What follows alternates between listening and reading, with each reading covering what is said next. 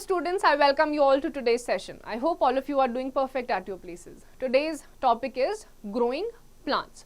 Things to learn. Reproduction in plants, reproduction from seeds, reproduction from spores, reproduction from other body parts. तो इस chapter में आप growing plants के बारे में पढ़ेंगे, अलग अलग टाइप की कहाँ से प्लांट्स के कौन से पार्ट से रिप्रोडक्शन होता है. Let's start to learn that. Like all living things, plants produce their own kind. Let us take a look at how young plants are produced and how they grow. तो हमारी ही तरह plants भी reproduce करते हैं, but किस तरीके से करते हैं वो पढ़ते हैं.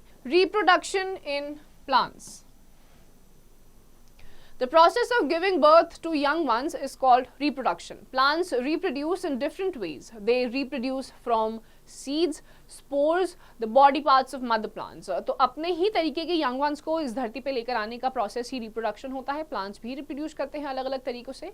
Seeds से करते हैं, spores से करते हैं, उनके अलग अलग body parts होते हैं जिनसे ये reproduction करते हैं. Reproduction from seeds. Most flowering plants grow from seeds. Flowers develop into fruit and contains seeds. Some fruits may produce one, a few or many seeds. Mango, rice and wheat grow from the seeds. बहुत सारे flowering plants होते हैं जो कि seeds से grow करते हैं. बहुत सारे आपके fruits होते हैं, mango होता है, watermelon होता है, जो seeds के through ही grow करते हैं. Structure of a seed. Seed is the reproductive part of a plant. It consists of three parts. They are seed coat, cotyledons and embryo. तो seed के तीन parts होते हैं. ये seed है आपका, ये अंदर का part जहाँ से आपका एक नया plant grow करता है, budding जिसे कहते हैं, वो आपका कौन सा होता है? embryo होता है. उसके बाहर का part जो अंदर के embryo को protected रखता है वो seed coat होता है, और अंदर वाला ये जो part होता है seed के अंदर का, उसे आप cotyledon बोलते हैं. seeds के भी तीन parts होते हैं. Seed coat. It is the hard outer covering of the seed that protects the seed leaves. तो seed की leaves को ये protect रखता है बाहर का seed coat. Next is cotyledons. Cotyledons are the seed leaves. They provide food to the baby plant or embryo and also protect it. Some seeds like rice and wheat have one cotyledon and are called monocotyledons. अब cotyledons जो होते हैं ये seed leaves होते हैं, जो embryo होता है उनको खाना देते हैं, provide करते हैं, protect उनको करते हैं. और इसके अलावा जैसे आपका wheat हो गया, rice हो गया, एक ही cotyledon इसमें होता है, इसकी वजह से इनको monocotyledon कहा जाता है. mono का मतलब होता है one, single. Seeds like peanuts and rajma have two cotyledons and are called dicotyledons. अब आपके di का मतलब होता है दो, तो जैसे आपका राजमा हो गया, peanuts हो गया, इनके दो cotyledons होते हैं. That's why they are known as dicotyledons. Third part is embryo.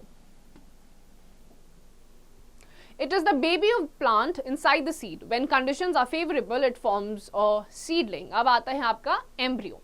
Embryo जो होता है बेबी प्लांट होता है सीड के अंदर. जब कंडीशंस फेवरेबल होती हैं तो वो सीडलिंग की तरह यानी कि बाहर की तरफ ग्रो करना शुरू हो जाता है. Seed dispersal.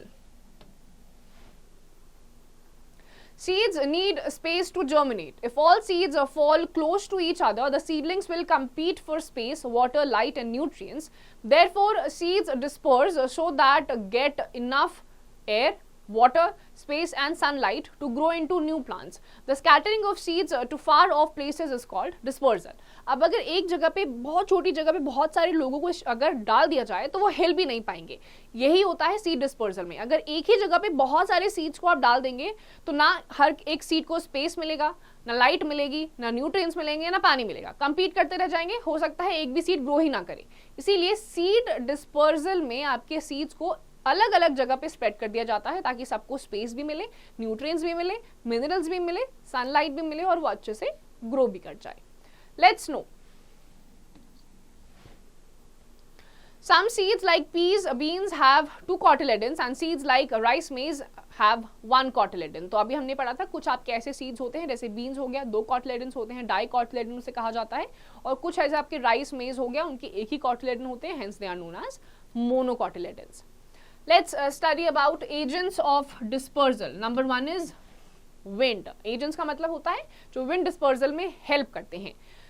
Seeds that are small and light can be carried away by wind. Seeds like sycamore have wings to carry them away. Seeds like dandelion, granny's hair and cotton have tufts of hair on them that help them to float in air.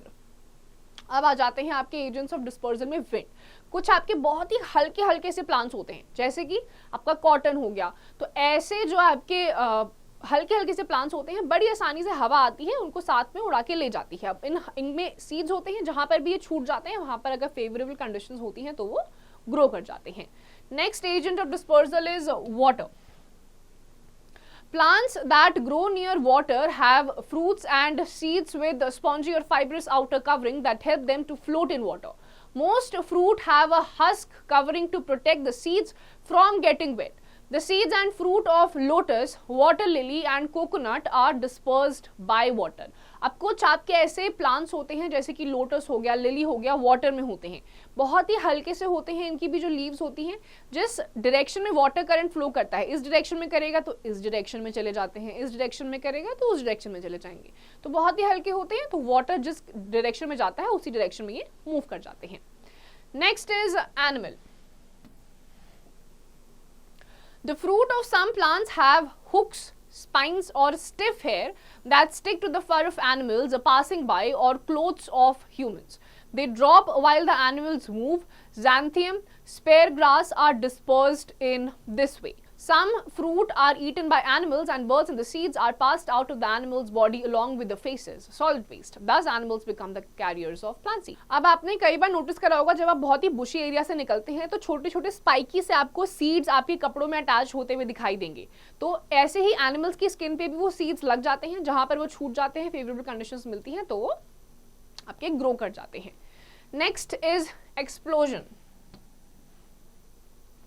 Some fruit have pods which burst open when ripe, scattering the seeds. Pods of beans and peas, balsam fruit and rubber fruit scatter their seeds by explosion. अब आपका क्या है, कुछ explode कर जाते हैं, फट जाते हैं. तो जैसे ही ब्लास्ट कर जाते हैं, यानी कि बड होता है, फेवरेबल कंडीशंस मिलती है, टेम्परेचर बाहर का नॉर्मल हो जाता है, वैसे ही वो ऐसे फूट जाते हैं और उसके अंदर से फिर आपका एक नया प्लांट निकल जाता है. Germination of seed. The process by which a seed grows into a seedling is called germination. Seeds only germinate where they get suitable conditions of air, water and warmth. A seed needs oxygen from the air to breathe. Water softens the seed coat so that the embryo can come out of the seed when it grows. This also helps to change the food stored in the cotyledons into a soluble form. Warmth is essential for the baby plant embryo to become active to grow. Once a seed gets the right conditions, the embryo first grows downwards as a tiny root to form the root system called the radicle and later grows upwards to form the shoot system or plumule. अब आपका seed germinate actual में कैसे करता है, ये आपके पूरे एक प्लांट के ग्रो होने की लाइफ साइकिल है. सबसे पहले तो आइडियल कंडीशंस में प्रॉपर, जहाँ पे सॉइल प्रॉपर है, सनलाइट प्रॉपर तरीके से आ रही है, उस वे में सीड को नीचे अंदर मिट्टी में डाल दिया जाता है. उसके बाद धीरे धीरे जब प्रॉपर आपका पानी आप रेगुलर डालते हैं, सॉइल से न्यूट्रिएंट्स प्रॉपर मिलते हैं, आपका सनलाइट प्रॉपर तरीके से आती है, तो धीरे धीरे आपका जो सबसे पहले जो सीड है जब ग्रो करता है तो डाउनवर्ड तरीके से करता है, जिसको रेडिकल कहा जाता है. रेडिकल यानी कि रूट सिस्टम उसका वो होता है. उसके बाद धीरे धीरे इस रूट में से ऊपर आपका लीफ ग्रो करना शुरू करता है एंड देन लास्टली वो एक बड़े प्लांट में जर्मिनेट हो जाता है. तो सीड जर्मिनेशन इस तरीके से होती है. Let's answer. Give two examples of each. Seeds dispersed by wind, seeds dispersed by explosion and seeds dispersed by animals. तो जो seeds आपके wind, explosion और animals कौन से seeds disperse होते हैं, उनके दो examples आपको यहाँ पर लिख देना है.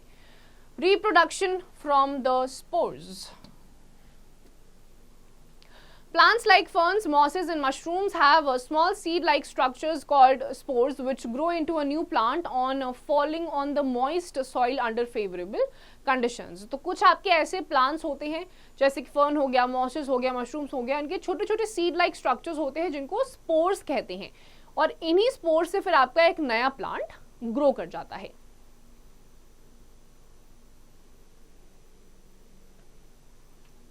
Reproduction from other body parts. Reproduction of plant from their other body parts is called vegetative propagation. तो जब प्लांट के ही किसी एक पार्ट से नया एक प्लांट ग्रो करने लग जाता है, ऐसे प्लांट्स को बोलते हैं vegetative propagation. In this method, new plants are grown without seed or spores. Many fruit trees are grown by this method. The fruit produced are seedless and smaller in size. अब आपका जो इस तरीके से reproduction होता है, ये without any seed या विदाउट स्पोर्स के ही हो जाता है.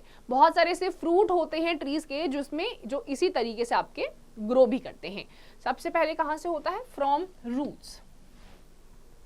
Roots help in reproduction. Plants like sweet potato, wood apple and tamarind have buds on their roots.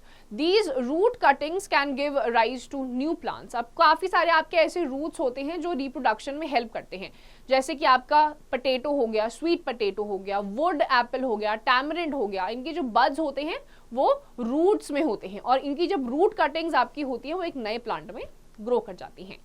Next is from stems. Plants like rose, sugarcane and money plant can grow from their stem cuttings. Potato and ginger have buds on them at certain points, which grow into new plants. Each new plant breaks off from the parent plant and continues to grow on its own. अब आपके काफ़ी सारे stems होते हैं, जैसे कि रोज हो गया, शुगर केन हो गया. इनकी जब फुली ग्रोन प्लांट से एक स्टेम कट कर दिया जाता है अच्छी तरीके से और उसको दूसरे फेवरेबल कंडीशंस में डाल दिया जाता है, तो वो उसी स्टेम से फिर आपका एक नया प्लांट ग्रो करने लग जाता है. From leaves. Leaves of begonia and bryophyllum grow buds on their edges. On coming in contact with moist soil, new plants grow from these buds. अब आपके बहुत सारे ऐसे होते हैं जैसे कि ब्रायोफाइलम हो गया, ये जो आपको लास्ट में पिक्चर दिखाई दे रही है, इनके जो लीव्स के एजेस होते हैं उसमें आपका बड ग्रो कर जाता है और उसी बड से जैसे ही उसको मॉइस्ट सॉइल मिलती है, गीली मिट्टी मिलती है, वैसे ही वो एक नए प्लांट में ग्रो कर जाता है. एक्टिविटी.